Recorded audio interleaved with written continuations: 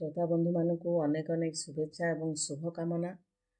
आम ओडिशा राज्य हेउची जगन्नाथ संस्कृतिर राज्य एवं आमर आराध्य देवता प्रभु श्री जगन्नाथ।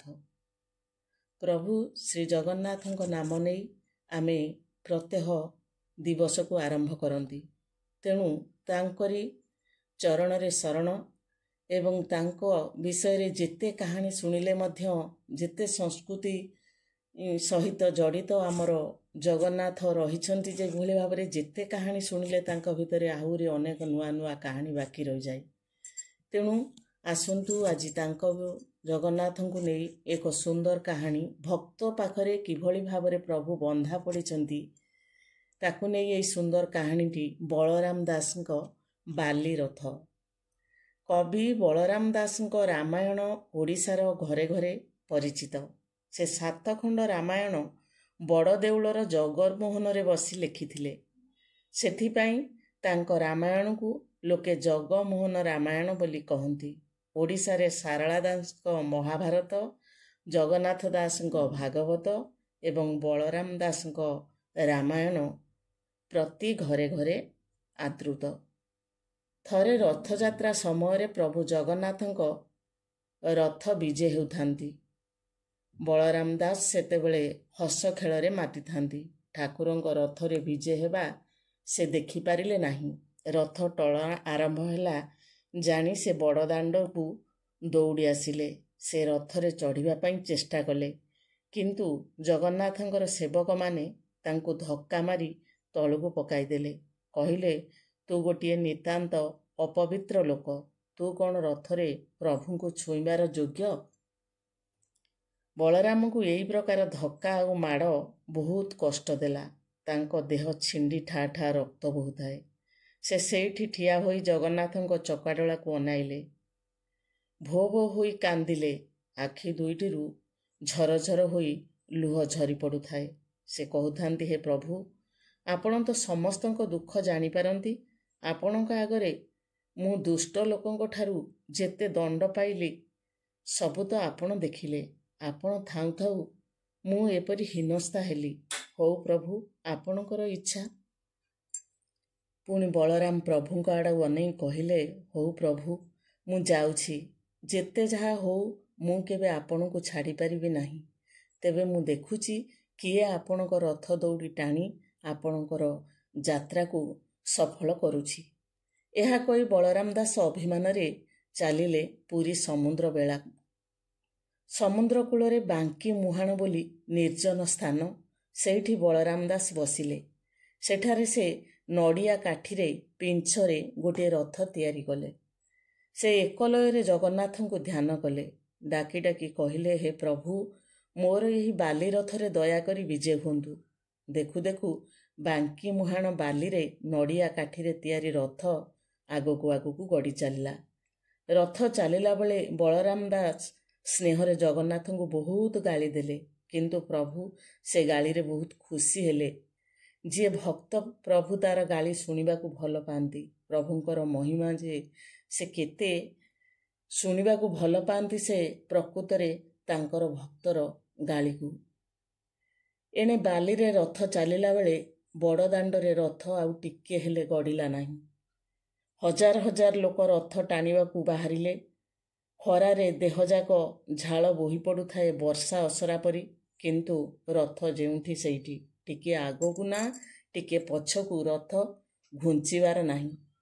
ନିଜେ ରାଜା ପ୍ରତାପରୁଦ୍ର ଦେବ ଜଗନ୍ନାଥଙ୍କୁ ପ୍ରାର୍ଥନା କଲେ, ହେ ପ୍ରଭୁ ଶ୍ରୀ ଜଗନ୍ନାଥ, ଇଏ କି ଲୀଳା ଆପଣଙ୍କର? ରଥ ଟିକିଏ ହେଲେ ଘୁଞ୍ଚିଲା ନାହିଁ। ରାଜା, ପାତ୍ର, ମନ୍ତ୍ରୀ ଲୋକମାନଙ୍କର ସମସ୍ତଙ୍କର ଭାଳେଣି ପଡ଼ିଲା। ରାଜା ଅଭିମାନରେ ଜଗନ୍ନାଥଙ୍କ ପାଖରେ ଅଧିଆ ପଡ଼ିଲେ। ଶ୍ରୀ ଜଗନ୍ନାଥ ରାଜାଙ୍କୁ ସ୍ୱପ୍ନରେ ଦେଖାଦେଲେ। କହିଲେ, ଭକ୍ତ ମୋର ଶରୀର, ମୁଁ ହେଉଛି ତାହାର ଜୀବନ। ମୋର ଭକ୍ତ ମୋର ନାମ ନେଉଛି। ସେ କିପରି ଅଶୁଚି ହେଲା, ସେ କିଭଳି ଅପବିତ୍ର ହେଲା। ମୋର ଭକ୍ତକୁ ସେବକମାନେ ଅଯଥା ଗାଳି ମାଡ଼ ଦେଇ ରଥରୁ ଖସେଇ ଦେଇଛନ୍ତି ଏବଂ ଖଣ୍ଡିଆ ଖାବରା କରିଦେଇଛନ୍ତି। ସେ ବର୍ତ୍ତମାନ ବାଙ୍କି ମୁହାଣରେ ଅଭିମାନରେ ବସିଛି। ମୁଁ ଯାଇ ତା ପାଖରେ ଅଛି। ରାଜା ଭୟରେ ଥରି ଉଠିଲେ। ନିଦରୁ ଉଠି ପାତ୍ର ମନ୍ତ୍ରୀଙ୍କ ସାଙ୍ଗରେ ବାଙ୍କି ମୁହାଣକୁ ଗଲେ। ରାଜା, ମନ୍ତ୍ରୀ, ହଜାର ହଜାର ଲୋକ ଦେଖିଲେ ବଳରାମ ଦାସଙ୍କ ବାଲିରେ ତାଙ୍କ ଖଡ଼ିକା ତିଆରି ରଥ ରଖି ବସିଛନ୍ତି। ସମସ୍ତେ ବଳରାମ ଦାସଙ୍କ ପାଦ ତଳେ ପଡ଼ିଲେ, କ୍ଷମା ପ୍ରାର୍ଥନା କଲେ, ମାଗିଲେ। ତାଙ୍କୁ ରଥ ପାଖକୁ ପାଛୋଟି ଆଣିଲେ। ରାଜା କହିଲେ, ଆପଣଙ୍କର ଏଇସବୁ ରଥ, ଏଇ ଠାକୁର ଆପଣଙ୍କର, ଆପଣ ଏଣିକି ଆଦେଶ ଦିଅନ୍ତୁ, ରଥ ଚଳୁ। ରଥ ଚାଲିଲା। ସମସ୍ତେ ବଳରାମ ଦାସଙ୍କର ଜୟ ଜୟ କଲେ। ବଳରାମ ଦାସଙ୍କ ବିଷୟରେ ଆଉ ଗୋଟିଏ କାହାଣୀ ମଧ୍ୟ ଅଛି। ବଳରାମ ଦାସଙ୍କର ପ୍ରଶଂସା ପଣ୍ଡିତମାନେ ସହିପାରନ୍ତି ନାହିଁ। ସେମାନେ ରାଜା ପ୍ରତାପରୁଦ୍ରଙ୍କ ପାଖରେ ଆପତ୍ତି କଲେ। କହିଲେ, ମହାରାଜ, ବଳରାମ ଦାସ ନାଁରେ ଗୋଟିଏ ଠକ ସନ୍ନ୍ୟାସୀ ଶ୍ରୀକ୍ଷେତ୍ରକୁ ଆସିଛି। ଲୋକଙ୍କୁ ସେ ନାନା ଭୁଲ କଥା କହୁଛି। ଲୋକଙ୍କୁ ସେ ଭେଳିକି ଭେଳି କରି ଭୁଲ ବାଟରେ ନେଉଛି। କହୁଛି ସେ ବଡ଼ ପଣ୍ଡିତ, ବେଦର ସେ ନିନ୍ଦା କରୁଛି। ଆପଣ ଦୟାକରି ତାକୁ ଡକାଇ ପରୀକ୍ଷା କରନ୍ତୁ। ରାଜା ବଳରାମ ଦାସଙ୍କୁ ଡକାଇଲେ। କହିଲେ, ପଣ୍ଡିତମାନେ ଯାହା କହୁଛନ୍ତି ତାହା କ'ଣ ସତ୍ୟ? ବଳରାମ ଦାସ କହିଲେ, ମହାରାଜ, ମୁଁ କ'ଣ ବେଦ କହିବି? ମୁଁ କ'ଣ ଜାଣେ? ମୁଁ ତ ଅତି ମୂର୍ଖ। ମୁଁ ବେଦ କେଉଁଠୁ ଜାଣିବି? କିନ୍ତୁ ମହାରାଜ, ଗୋଟିଏ ଜଡ଼ା ଲୋକ ମଧ୍ୟ ବେଦ ବେଦାନ୍ତ କହିବ। ରାଜା କହିଲେ, କ'ଣ ଜଡ଼ା ଲୋକ ବେଦ କହିବ? ଏ ତ ଅତି ଅଦ୍ଭୁତ କଥା। ଏ କଥା ତ ମୋର ବିଶ୍ୱାସ ହେଉନାହିଁ। ନା ଥଟ୍ଟା କରୁଛ ତୁମେ? ବଳରାମ ଦାସ କହିଲେ, ମହାରାଜ, ଆପଣ ଯେକୌଣସି ଜଡ଼ା ଲୋକଙ୍କୁ ଡକାନ୍ତୁ। ରାଜା ସାଙ୍ଗେ ସାଙ୍ଗେ ମନ୍ତ୍ରୀକୁ ଆଦେଶ ଦେଲେ। ବଡ଼ଦାଣ୍ଡରେ ବୁଲୁଥିବା ଜଣେ ଜଡ଼ା ଲୋକଙ୍କୁ ଧରି ଆଣିଲେ। ବଳରାମଙ୍କୁ ରାଜା କହିଲେ, ଦାସେ ମହାଶୟ, ଏଥରକ ଜଡ଼ାକୁ ବେଦ କୁହନ୍ତୁ।